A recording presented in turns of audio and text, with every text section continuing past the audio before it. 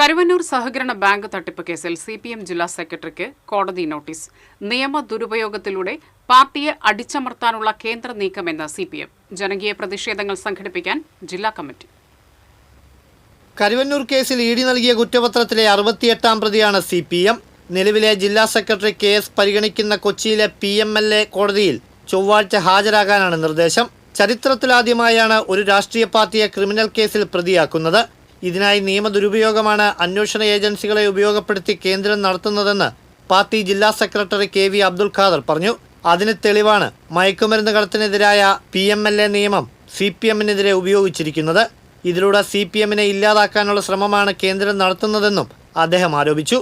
യഥാർത്ഥ കുറ്റവാളികൾക്കെതിരായിട്ട് മാത്രം ഉപയോഗിക്കേണ്ട ഒരു നിയമത്തെ ഒരു രാഷ്ട്രീയ പാർട്ടിയുടെ തലയിൽ കെട്ടിവെച്ചത് അങ്ങേയറ്റം ജനാധിപത്യ വിരുദ്ധമായ ഒരു നടപടിയാണ്.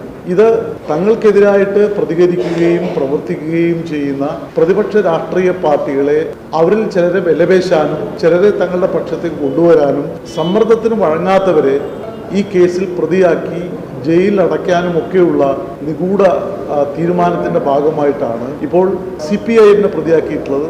കോൺഗ്രസ് പലപ്പോഴും തൃശ്ശൂർ ജില്ലയിൽ ED-യുടെ കേസുകൾക്ക് പിന്തുണയുമായി പലപ്പോഴും നടന്നത് നമുക്കറിയാം. ഇവിടെ കേരളത്തിൽ അവർക്ക് ED വിരുദ്ധ നിലപാടില്ല. നേരത്തെ സംസ്ഥാനം LDF ഭരിച്ചുകൊണ്ടിരുന്ന ഘട്ടത്തിൽ രാഷ്ട്രീയ എതിരാളികളെ നിയമദുരുപയോഗം വഴി അടിച്ചമർത്താനുള്ള കേന്ദ്ര സർക്കാർ നീക്കത്തിനെതിരെ വ്യാപകമായ പ്രതിഷേധ പരിപാടികൾ സംഘടിപ്പിക്കാനുള്ള ഒരുക്കത്തിലാണ് CPM. ഇതിന്റെ ഭാഗമായി തിങ്കളാഴ്ച വൈകിട്ട് 5-ന് തൃശൂർ EMS സ്ക്വയറിൽ പ്രതിഷേധ സംഗമം സംഘടിപ്പിക്കും. പാർട്ടി സംസ്ഥാന സെക്രട്ടറി MV ഗോവിന്ദൻ ഉദ്ഘാടനം ചെയ്യും.